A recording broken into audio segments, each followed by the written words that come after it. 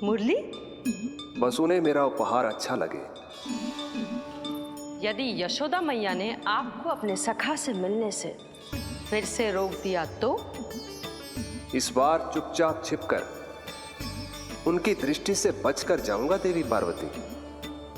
उन्हें पता ही नहीं चलने दूंगा। संभालिएगा प्रभु। यदि यशोदा मैया ने आपको पकड़ लिया तो लेने के देने पड़ जाएंगे महादेव।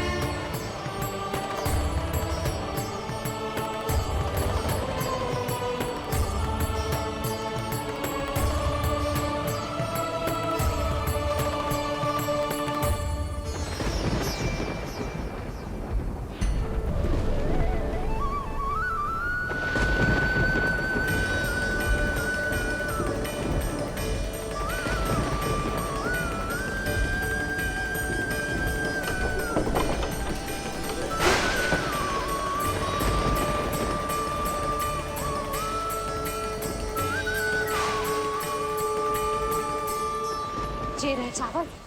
जानकी को कही थी मैंने भीतर रख दे। छोड़कर चली गई बाहर, कुछ याद ही ना रहते ऐसे।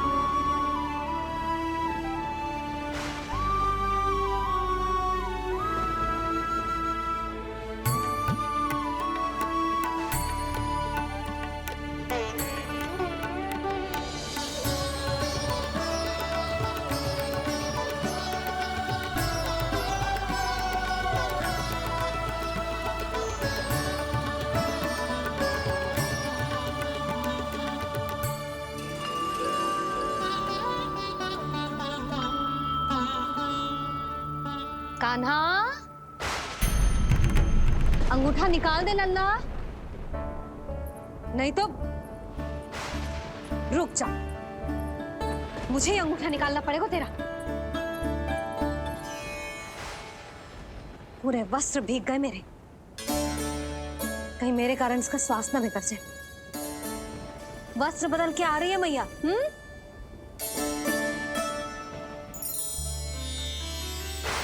आ रही हूँ।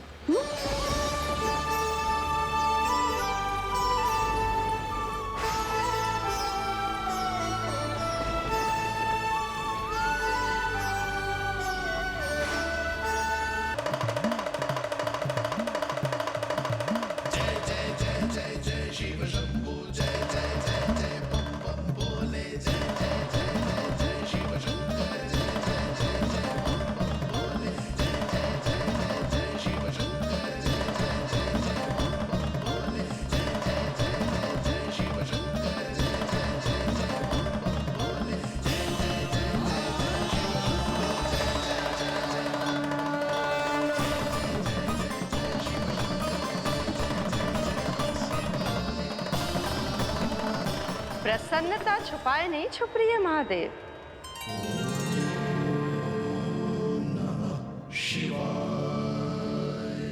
सखा के दर्शन हो और मन आनंद में नृत्य ना करे, ऐसा कैसे हो सकता है देवी?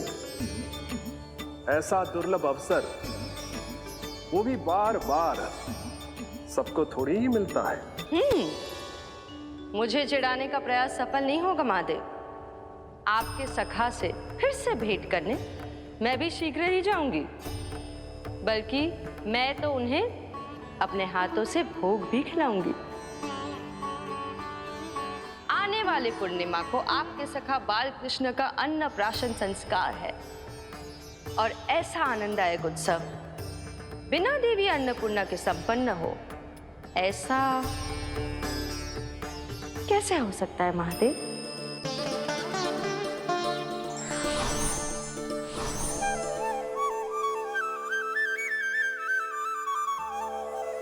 प्रभु, शासन की नींव भय होती है महाराज, और आपका पूरा साम्राज्य भय पर ही टिका हुआ है।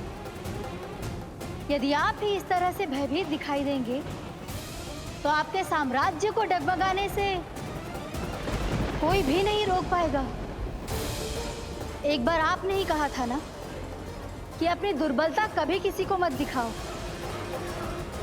प्रजा को भयभीत कंस नहीं, भयानक कंस दिखना चाहिए, भयानक कंस। अब आप ये सिद्ध कर दीजिए कि भय आपके शत्रु का नहीं, आपका शस्त्र है। महाराजा धीराज, कंस का शस्त्र।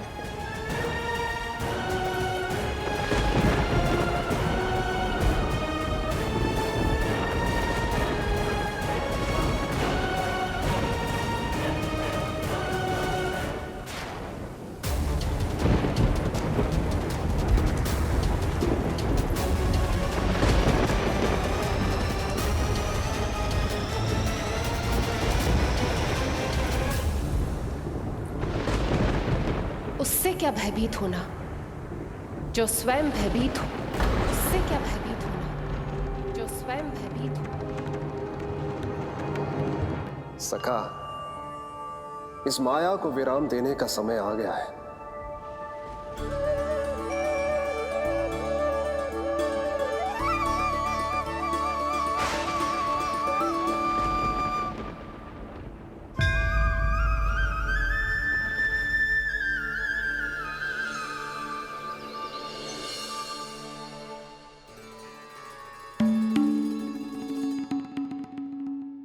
सभी आपके चरण धोकर उसका चरणामृत पीते हैं सखा, और आपने उसी चरण को अपने मुख में रख लिया। यही तो सखा, मैं इस तथ्य से चकित था, इसलिए सोचा एक बार अपने चरणामृत का स्वाद स्वयं भी चख ही लिया जाए। अब जो उपहार लाए हैं वो शीघ्र ही दे दीजिए। कहीं मैया ने आपको देख लिया तो आपको तो अनुभव है वो क्या क्या करने में सक्षम है। आपसे कुछ भी छुपाया नहीं जा सकता सखा।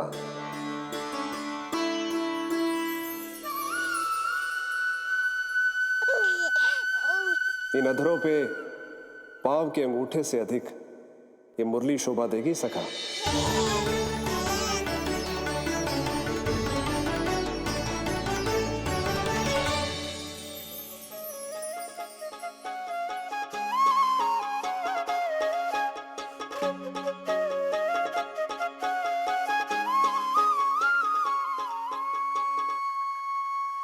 प्राण दे मोहे हाथ लगा के हो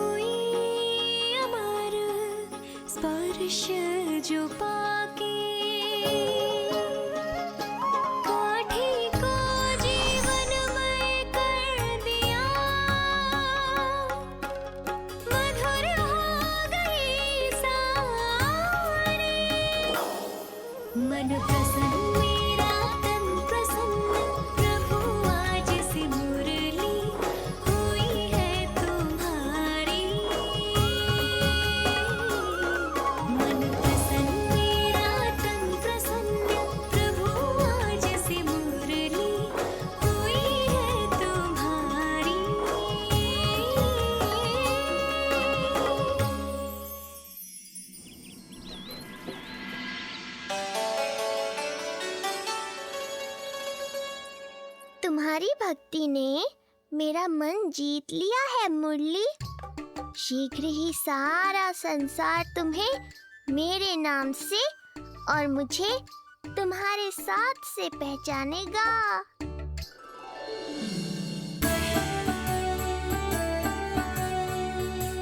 प्रभु, मेरे प्रभु, इस अनमोल भेंट के लिए आपका बहुत बहुत धन्यवाद सखा।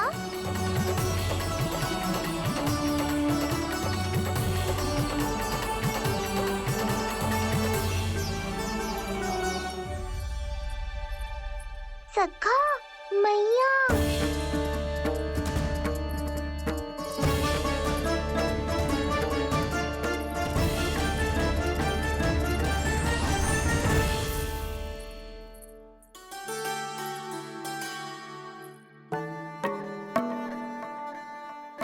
अच्छा जी, तो तूने अपना अंगूठा मुंह से निकाल ही दियो। बड़ा उपकार कियो अपनी मैया पे।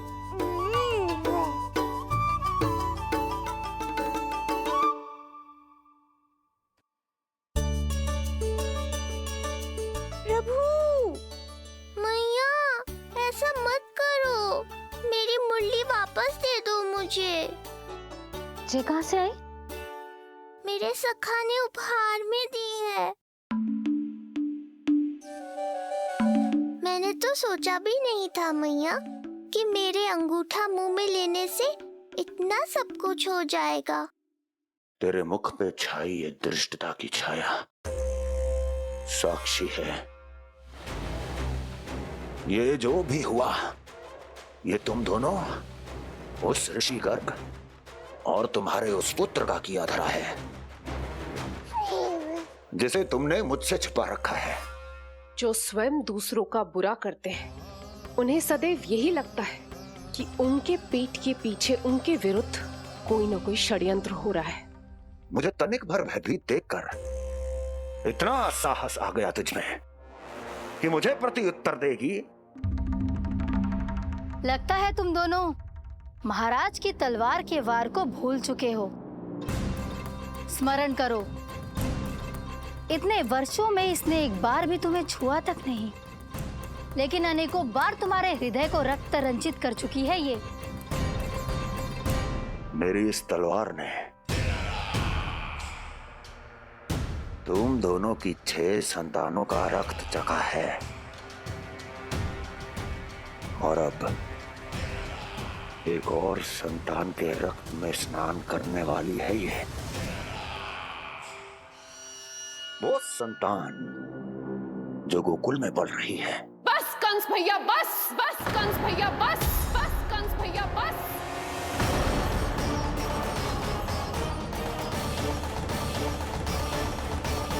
इतना दुस्साहस! तू मुझसे ऊंचे स्वर में बात करेगी अपने बड़े भाई के सामने? बड़े भाई जैसे कौन से कर्म किए हैं आपने? और अब जो कुकर्म करने की आप सोच रहे हैं, उसमें भी असफल होंगे आप। देवकी! नहीं स्वामी, आज मत रोकिए मुझे। बहुत सह चुके हैं हम, बहुत मौन रह लिए, परंतु आज इन्हें सत्य का पता चलना ही चाहिए। भैया, आपको क्या लगता है आप बहुत शक्तिशाली हैं, तो अपना भाग्य बदल सकते हैं? आप भगवान विष्णु का सामना कर सकते हैं। ये भ्रम राक्षस राज रावण को भी था, और यही भ्रम स्वयं को भगवान समझने वाले हिरण्यकश्यप को भी था। पर ना रावण के 10 शीश बचे और ना ही हिरण्यकश्यप का अस्तित्व। पेट चीर के उनके प्राण निकाल लिए थे भगवान ने। तो सोचिए भैया, आपकी क्या दशा करेंगे वो? मैं आज तक ये बात समझ नहीं पाई कि ये आपका अभिमान है या अज्ञान, जो आप भगवान विष्णु का सामना करने चले हैं। देवकी! इस क्रोध का आप कोई लाभ नहीं है भैया। अब तक मैं व्यर्थ ही आपसे भयभीत होती रही, परंतु अब और नहीं। जब हमारी रक्षा स्वयं भगवान विष्णु कर रहे हैं, तो फिर आपसे कैसा भय? जब हमारी रक्षा स्वयं भगवान विष्णु कर रहे, तो फिर आपसे कैसा भय? तू क्यों मुस्कुरा रहा है? अब जे मत ही सोचना कि मैया फिर से अंगूठा चूसने देगी तुझे। अब उसकी आवश्यकता ही नहीं पड़ेगी। आपकी मृत्यु भगवान विष्णु के अवतार द्वारा ही होगी। आपकी मृत्यु भगवान विष्णु के अवतार द्वारा ही होगी। आपकी मृत्यु भगवान विष्णु के अवतार द्वारा ही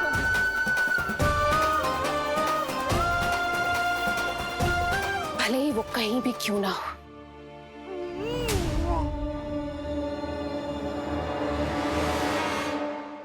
चाहे वो कहीं भी क्यों ना हो, मैं जानता हूं वो कहां है। देखिए, तूने बहुत बड़ी भूल कर दी मुझे चुनौती देकर। मैं चाहूं तो अभी इसी क्षण तुम दोनों का वध कर दूं, किंतु नहीं।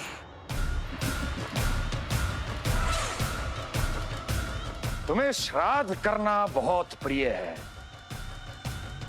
है ना? तो ठीक है, तो अब मैं तुम दोनों का वध तभी करूंगा जब तुम दोनों अपनी 8 संतानों का श्राद्ध एक साथ कर चुके होगे।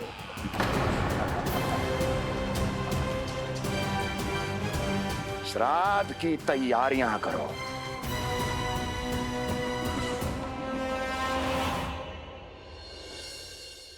मैया अन्नपूर्णा की कृपा से आज अन्नप्राशन के सभी कर्मकांड अच्छे से हो जाए, भोजन स्वादिष्ट बने और मेरे कान्हा को प्रिय लगे।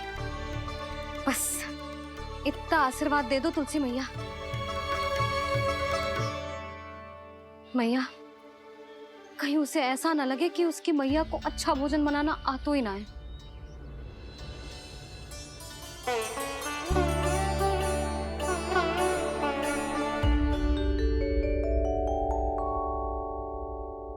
वाह मैया, इतने दिन तक तो कुछ खाने को दिया नहीं, और अब जब खाने का अवसर आया है तो व्यग्र हो रही हो। मेरे बारे में भी तो कुछ सोचिए प्रभु। 2 दिन से यही अटकी हूँ। अटकी नहीं हो मुरली, तुम तो लटकी हो। प्रभु। हाँ हाँ मुरली, मुझे भी तुम्हारा साथ चाहिए, पर क्या करूं? मैया ने तुम्हें मेरी पहुंच से बहुत ऊपर लटकाया है। पर प्रभु, मैं अब तक पहुंचूं कैसे?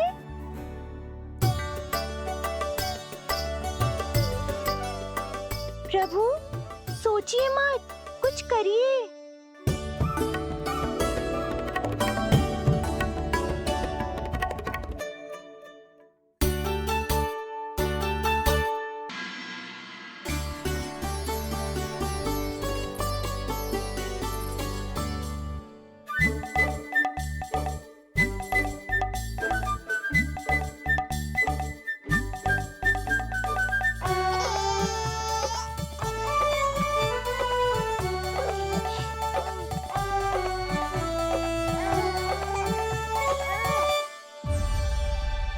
मैया, ये क्या किया?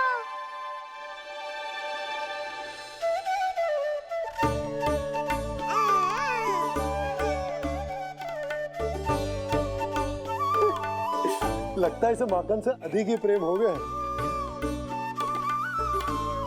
सावधान यशोदा, कहीं बड़ा होकर माखन चोर ना बन जाइए। माखन चोर क्यों बनेगा मेरा लल्ला? माखन की कोई कमी है क्या हमारे घर में? जितना माखन चाहिए उतना माखन खिलाऊंगी मैं अपने लल्ला को।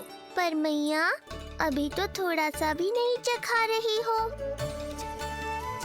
ये ले। लो, ये भी दाऊ को दे दिया। सुबह तो बोल रही थी कि मैं आपको प्रेम नहीं करता, उल्टा आप अपना सारा प्रेम बलदाऊ पर लुटा रही हो। 2 दिन से यही अटकी हूँ। अटकी नहीं हो मुरली, तुम तो लटकी हो। प्रभु। मुरली, बाबा आ रहे हैं, तुम बस इनकी दृष्टि में आ जाना, फिर मैं संभाल लूंगा। कान्हा,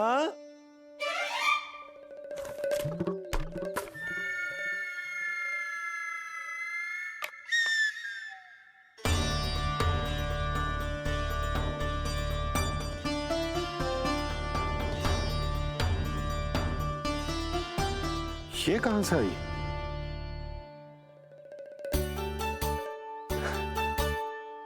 तुझे चाहिए जे?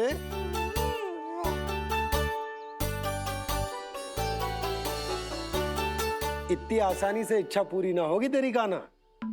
तुझे वचन देना पड़ेगा कि बड़ा होते ही तुझे बांसुरी अपने बाबा को बजा कर सुनाएगा। बोल, देखो वचन सुनाएगा ना? आपकी हर इच्छा पूरी करना मेरा कर्तव्य है बाबा। आप बस मुरली दो तो एक बार। नंदा जी, मैं जाके पंडित सदानंद जी को लिवा ले आऊं? ना ना, उन्हें लिवाने तो मैं स्वयं जाऊंगा। जाना पड़ेगा लल्ला, तेरे अन्नप्राशन की तैयारी जो करनी है। आता हूं मैं। हाँ? अभी है। बाबा भी मुझे आपसे मिलाए बिना ही चले गए। चिंता मत करो मुरली, इतनी निकट आ गई हो तो अब मिलन भी शीघ्र ही होगा। नहीं,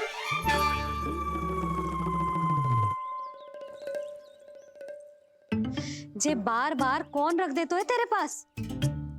इतने छोटे बालक को बांस की डंडी कोई दे तो है क्या? तुझे चोट लग गई तो? तू दुखी मत हो लल्ला, तेरे खेलने के लिए कछुआ और ले आएगी तेरी मैया।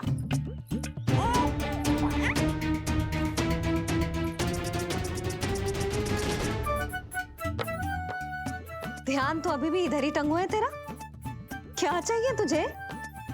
तू बता दे, मुरली के माखन? दोनों। थोड़ी देर और ठहर जा लल्ला, फिर माखन तो क्या, माँ के हाथ की गुड़ वाली खीर भी मिलेगी तुझे खाने को।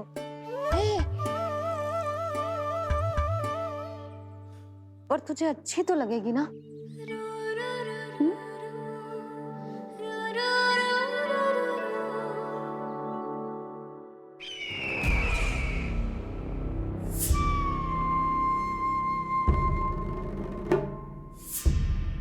ये भ्रम राक्षस राज रावण को भी था, और यही भ्रम स्वयं को भगवान समझने वाले हिरण्यकश्यप को भी था। पर ना रावण के 10 शीश बचे और ना ही हिरण्यकश्यप का अस्तित्व। ऐसे चुपचाप आप कब तक बैठे रहेंगे महाराज? 2 दिन हो गए हैं, ना आपने ठीक से कुछ खाया है और ना ही विश्राम किया है। जो कुछ हुआ है उसके बाद महाराज विश्राम कर भी कैसे सकते हैं? स्वामी, यदि प्रजा में आपका भय ही कम हो गया तो क्या करेंगे आप? भय कम हो भी जाए तो कभी भी उसे आसानी से बढ़ाया भी जा सकता है। कंस कंस, महान सर्वश्रेष्ठ कंस।